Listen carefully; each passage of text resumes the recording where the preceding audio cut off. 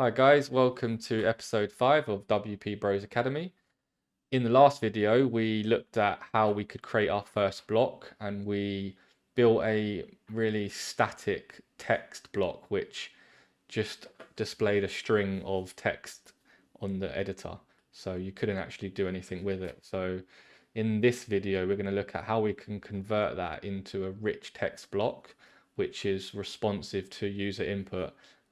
So you can actually type into it and save it, and then you see that text on the front end. So yeah, let's dive in, shall we? Let's dive straight in.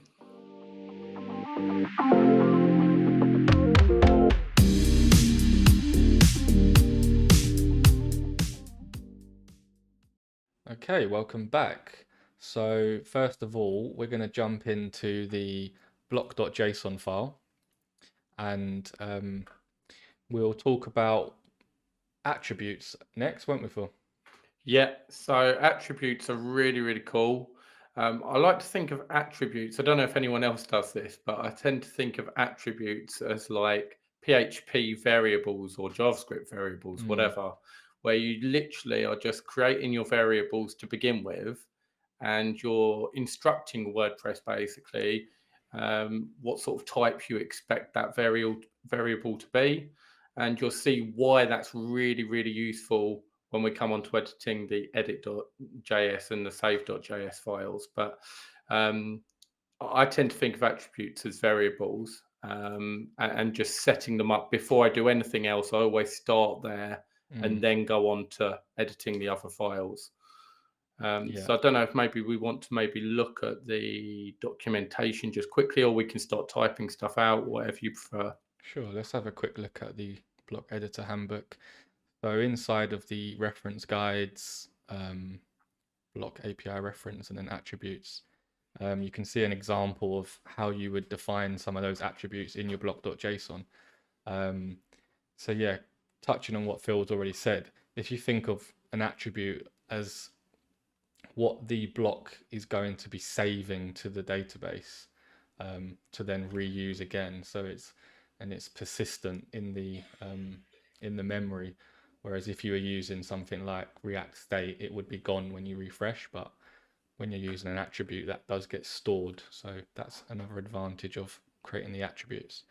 But yeah, within the documentation, you can just see like how you would set up something like a URL attribute, and you can define the type, the source. So it would be like inside of an attribute of a HTML tag.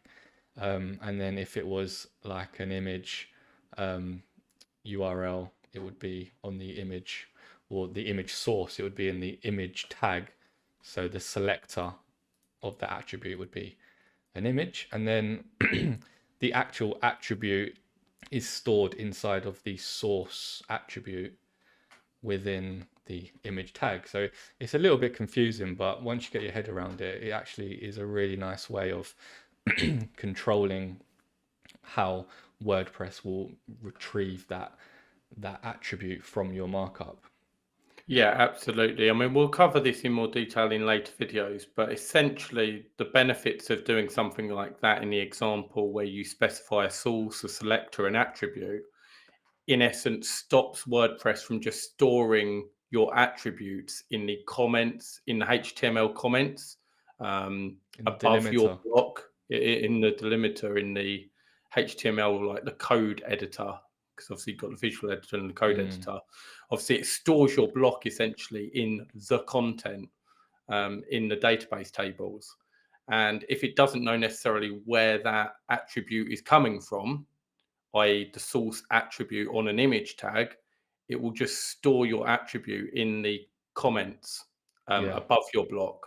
And that can obviously, if you've got 10, 15, 20 attributes, which you might have on more complex blocks, and then you're going to have a load of comments just blocking up that post content where Mm, actually you can specify a few different helpful things to WordPress and kind of give them some hints as to where that attribute's coming from, and then they won't need to store it in the comment section. So there is some logic behind it, but again, you don't always need to reach for all of this. But yeah, I think somewhere on this page it actually says it's recommended to not store it in the delimiter. I mean, you can, but try to avoid doing it, like you just said, with too much data. Yeah. It's somewhere in this file. But yeah, have a little look. We'll put the link of this in the description. And yeah, have a read through. There's some great tips in here. So going back to the code then, let's actually put in the attribute that we're going to need for our text or paragraph block, I should say. So Yeah. Phil, take it away.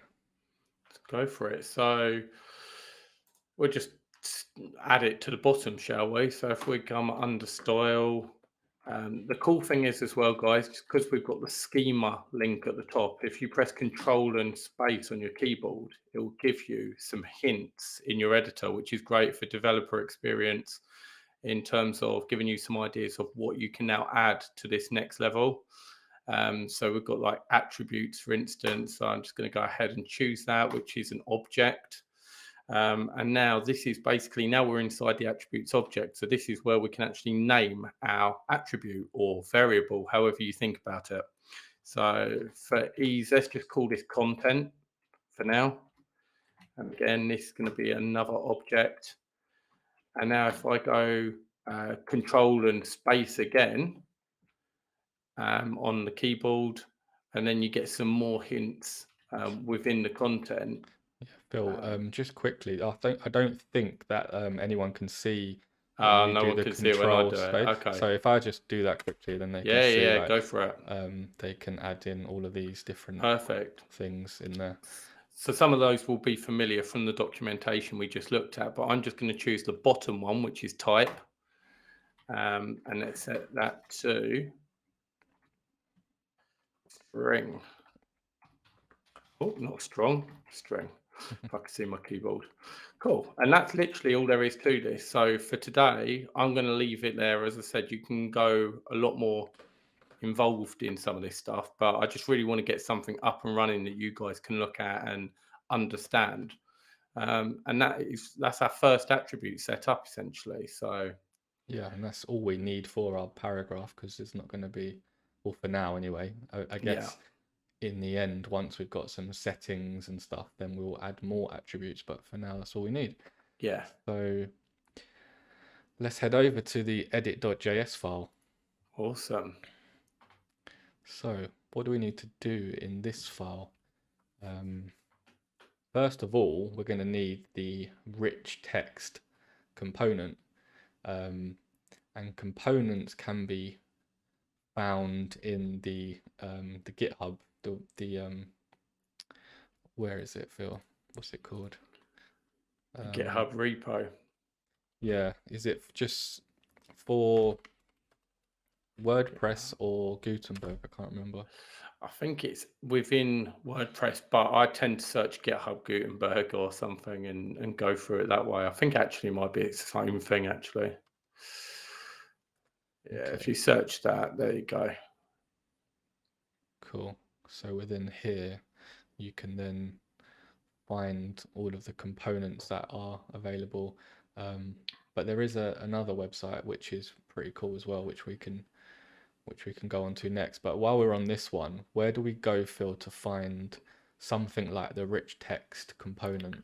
Yeah, sure. So if you go to packages down here, so packages will show you, if you click through to that, you'll get a list of packages that are available for you to import from through npm. So if you go to something like the block editor, yeah, there we go. So we've got the block editor package, and within all of these individual packages, there'll probably be a README file like that.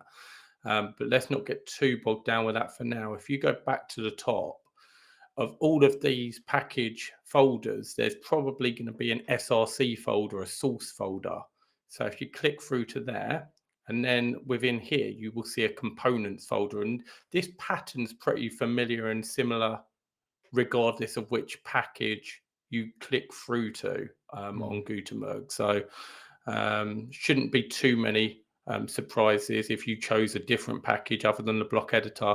Normally it would be whatever package, SRC, components, and then you'll find a list of components that the core team have categorized into the block editor package. And if you scroll all the way down into this one, we should hopefully see our rich text component. There we go. There we go. And if you click through to here, so just a little heads up to everyone, some of you are probably already aware of this. Some components are much, much better documented than others. The rich text, thankfully for us, is very well documented. And this is what we're going to be using today. Sometimes you can land on a component and want to use something, and at the moment there's not even a README file for it. So it's a bit hit or miss at the moment. We all know the documentation's a bit thin, but best way to learn, I find, is just digging around in the GitHub repo. That's how I learned personally. Dig around, go through the packages. But if you did want a bit of an easier way just to get up and running, and you just want to find some components that you can play about with after today's episode, if you go to wp-gb.com, and again, we'll put the link to this in the description below, but someone has super helpfully started to compile all of the components on the Gutenberg GitHub, along with screenshots of what that component looks like. If you click through to one, it tells you which package that component is in, has a link to the GitHub on the left-hand side. It even has some code examples. I mean, this is an amazing website. So if you're interested in learning about Gutenberg, trying to figure out what components you can play about with and start using and just testing stuff out with, head over to there. And definitely, yeah, it's a great way to just see what's available. Yeah, it's awesome, because it can be quite daunting going through here and trying to figure things out. So yeah, definitely check this website out. It's brilliant. Yeah.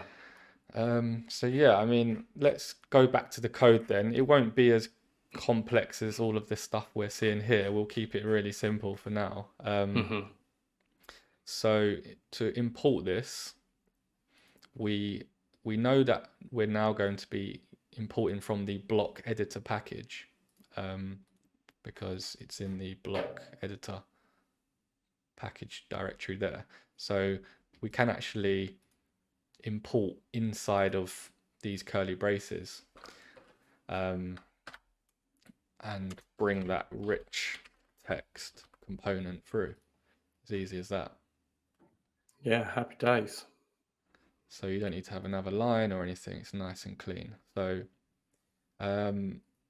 what's step number 2, Phil?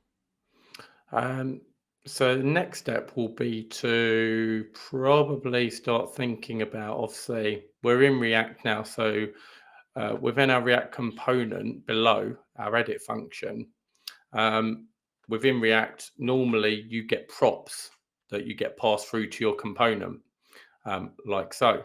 However, what we're going to show you today, we're going to show you a little bit of JavaScript object destructuring, where we can actually take just what we need from the props object rather than passing all of the props through to our component, which is better for performance, and it's just better for developer experience as well. Because when you come to want to use your attributes, again, probably doesn't matter so much today where we've just got the one attribute, but down the line, when you've got 9, 10 attributes on a component, it's going to be really annoying to keep calling each one props.attributes.whatever.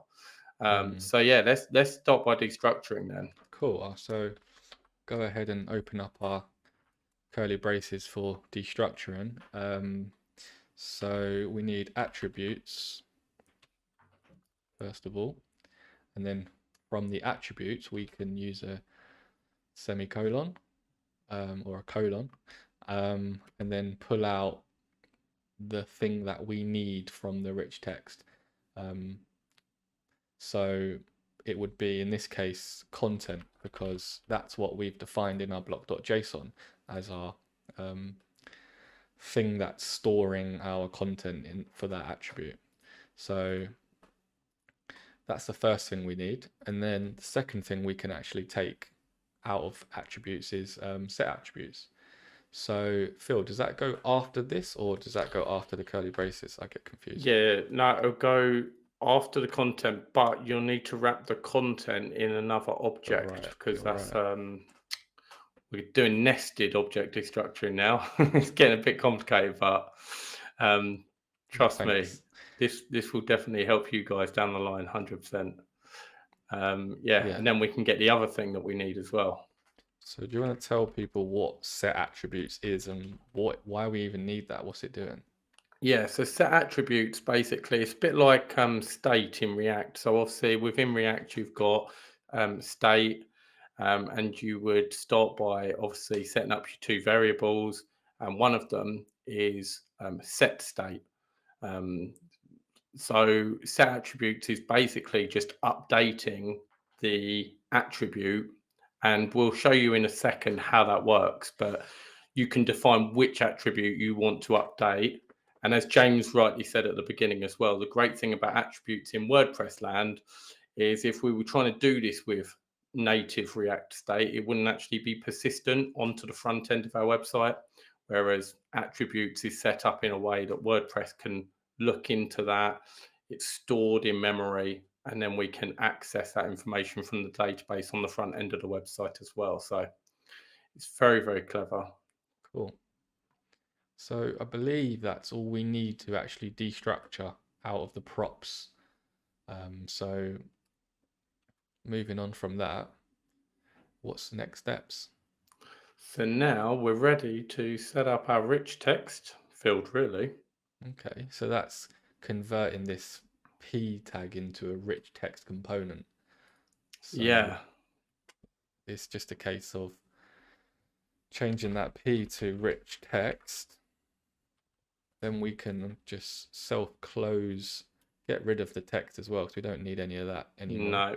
No, don't need that now. We can just get rid of all of that, and then we can self-close like that. Yeah, perfect. Cool. Get rid of that little space. And then shall we clean this up maybe by moving this onto a separate line so we can now put in more lines below? Yeah, definitely. Okay. So guide me through, Phil. What's the next steps?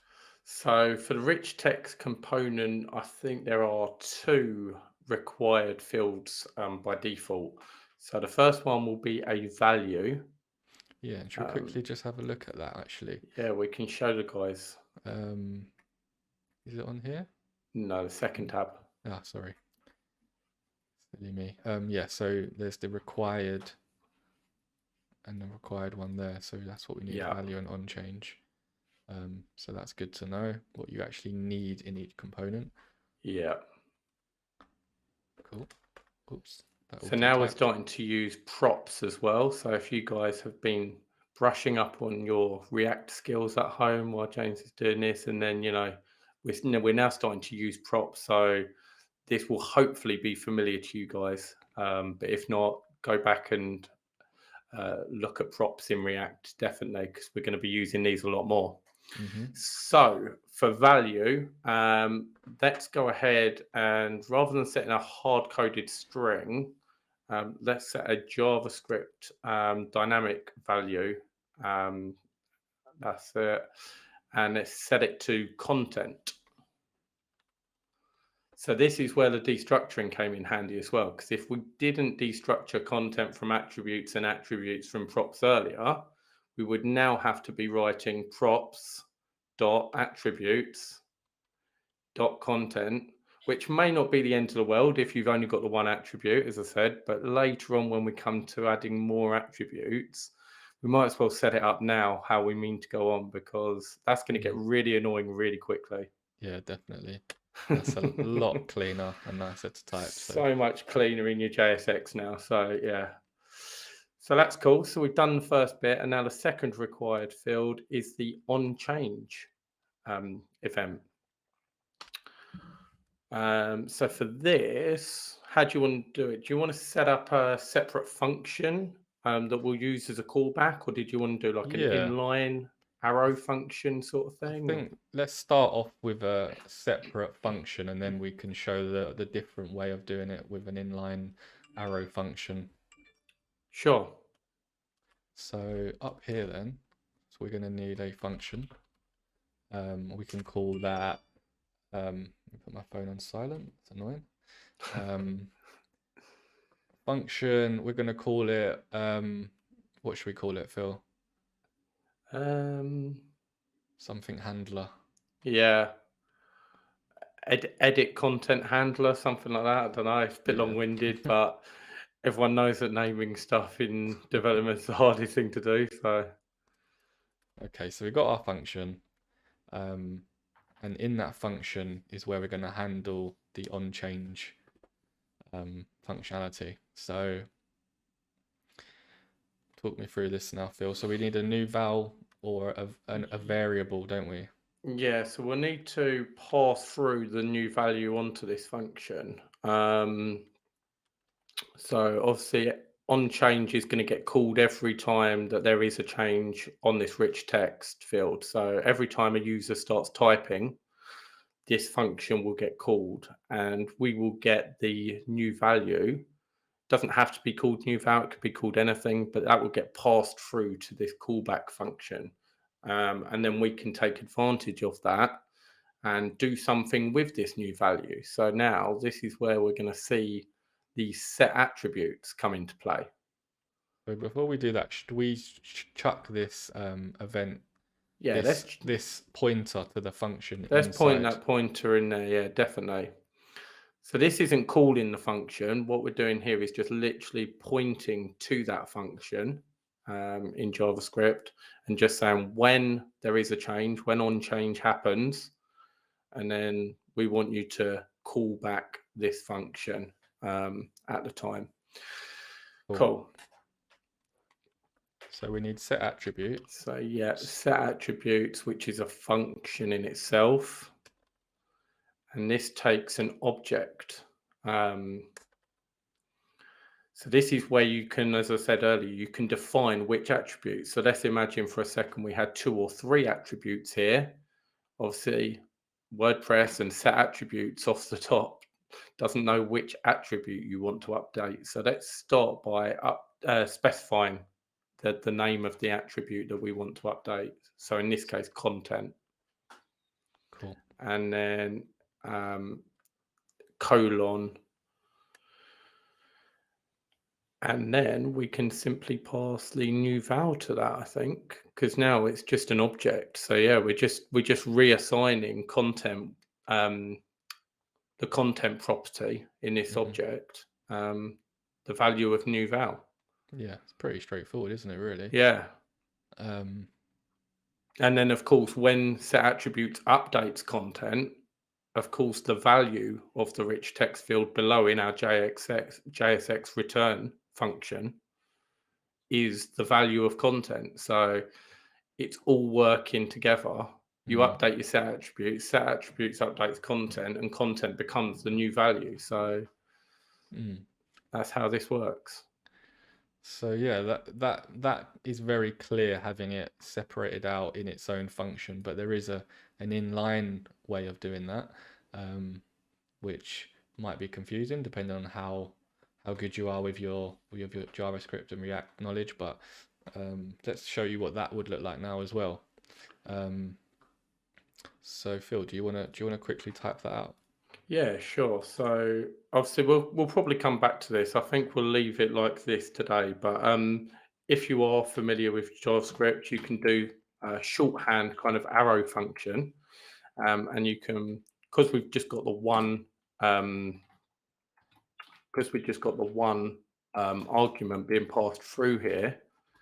You don't need the braces either, so this is going to be super clean. And then we're literally just going to go set attributes,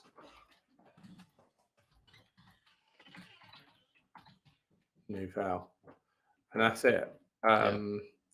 So we're just literally doing pretty much the same thing as above. So we've got the new val, which is being passed through as a parameter to this function, and then we're basically calling set attributes, content, new val again. It's really nice, very clean way of doing it. But again, we want to keep it nice and simple for you guys now following a home. We don't want to kind of muddy the Yeah. waters too much at this stage. But if you're not familiar with arrow functions, definitely go away and look into them because they're super cool. They do save you a lot of time, and we probably will be using them in later videos. So yeah, make sure you're familiar with them. Definitely. Okay, I think that's everything in the edit.js file. Pretty much. I mean, that's all we need. It depends if you want to. Obviously, by default, obviously in terms of the tag name, it will give us a div. We can leave it as a div, or we can change it to the paragraph. Whatever you want to do there. And it just depends if you want to add a placeholder as well. We don't have to. We could leave it literally there, and it would still work absolutely fine. Shall we add those in though, because they are quite nice. So tag name That's it. equals, and then just a string with whatever HTML element we want to change it to. So since we're converting the hard-coded p tag, let's change it to a p maybe. Yeah, makes sense. So now we still keep our paragraph, but it's going to be dynamic, which is cool. Yeah. And then let's add a placeholder for user experience. Okay, so enter your text here should do it. Yeah, that would do it. Perfect. Cool. And that's it. That's our rich text. Lovely. So that's the edit.js file is gonna control how it all works in the editor, and then on the save.js file is how we're gonna actually save this and display it on the front end. So first of all, I guess like we did in the edit.js file, we're gonna have to import the rich text component. Yeah. Oh, yep, like so. And then what's next, Phil? So again, up to us, but let's go ahead and do some destructuring inside of our save function. We don't need to obviously set attributes on the front end because we're not going to set any attributes on the front end of the website. We just want to grab the attributes and chuck them into our HTML now. So that's cool. And then we can convert this hard-coded P now. Yeah. Oh, capital R. We was talking about this earlier actually, that some are capitalized at the start, some aren't. I don't think there's any. Doesn't seem to be any sort of pattern to it really. Yeah, so just make sure you're double checking the capitalization on things. So now we've got that, we can actually again self-close that like we did in our edit. Yeah. Now the rich text on the front end is a little bit different in the sense that we're not just going to add the rich text, but we're going to use the rich text.content. There is some documentation on this on the rich text GitHub README file, which I would recommend checking out because there's a couple of components like this. I think Inner Blocks also has this .content, which if you're not aware of it can be a bit confusing and can throw you a little bit. But it does say there, rich text.content should be used in the save function of your block to correctly save rich text content. So it's a bit like, I guess, with the use block props.save. There's just a few different variants on some of these components and functions where WordPress has just set things up slightly differently for the front end where you probably don't need certain things or Cool. So yeah, let's go ahead and just add the dot content. And that's capitalized as well. Yeah. So that's almost its own component, I suppose. But we're still trying to figure that out, I guess, because you import rich text, but then you can use .content, which almost looks like it's its own component, but maybe that's just the syntax highlighting. I don't know. If you know, let us know. Yeah. In the comments. Bit of a strange one, but it works. Yeah. So let's go ahead and add our tag name on that. Because again, we just need to add a tag name. So we'll see. Drop this down, we'll drop that down. Yeah. Our HTML. So we put our P. Yeah. And then we just need the value. Cool, and that's just going to be, Sorry. That's it. Cool. Content, but we need to destructure content from attributes above. Right, so we need content like that. That's it. Inside another object. I always forget those. It is a bit nested and it's a bit confusing, but yeah, as I said, hopefully it will help you guys down the line as your attributes grow. But yeah, that's it. I mean, you can see that's so much cleaner than the edit function already because you've not got the callback function. You've not got to specify on change. You've not got to have a placeholder. Yeah, much cleaner, much. And you'll notice this a lot as you're building your blocks. The edit functions where all of your complex JavaScript React functionality lives, and then your save function really is just the HTML that you're outputting on the front end of the website. So it'll be super clean. So we've just edited 3 files so far, and that's all we actually need to edit in to actually get this converted over to a rich text field. So let's have a look at the website and see it in action. I haven't actually got this up yet, but localhost websites, WP Bros. Okay, let's log in. But before we look in the editor, we need to do one thing, just forgotten. We need to run npm start. So if you're using VS Code, you can actually open the terminal inside of VS Code, which is super handy. If not, then use whatever command line or terminal that you're using, but we'll just do it in VS Code. So let's run npm start to run the server. And now just wait a couple seconds. Should do its thing. It's looking good. Cool. So that would have rebuilt all of our files and folders in the build directory. So now, fingers crossed, when we actually go over to our pages and look in the, I believe we were in test, but I'm not sure. Let's have a look. Let's remove that block because that block's going to be out of date, so we can get rid of that. And then we can open up the block inserter panel. We can see our paragraph block there.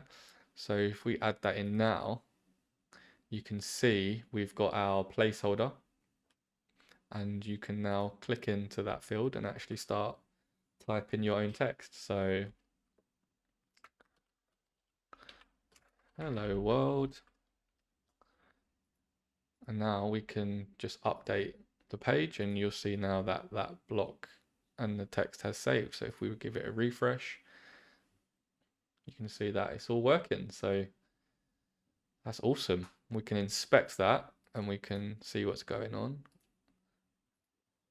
You can see we've got all of our block props that WordPress is creating for us. Got our text in there, so everything is working. And that should change as we type as well. So that's awesome. Let's get rid of these empty paragraphs, update it again. I can't see my inspector thing. There we are. And then let's have a look on the front end, shall we? Yeah. Look at that. Look at that. It no longer says hello from the front end of the site. And then I need to flip us over, don't I? Because people can't see what's going on. But yeah, then you can see we've got our P that we set with the tag name, and then a much watered down version of the block props. So yeah, there you have it, Yeah, it's guys. awesome. So I think that's pretty much it, isn't it? Anything else you want to add, Phil? No, I think that's it for today. Hopefully, you've enjoyed following along with that and it's not been too daunting. I know it's still very basic at this stage, but we are going to obviously ramp it up a little bit in these upcoming videos. But I think this has been a really good introduction to some real core concepts about React and WordPress Gutenberg block development. So hopefully you've enjoyed it. Hopefully you like the fact that your block is nice and dynamic now. And we look forward to welcoming you back in our next video after Christmas. Yeah, so have a great Christmas, guys, and we'll see you in episode 6. See you soon, guys. Take care. Take care.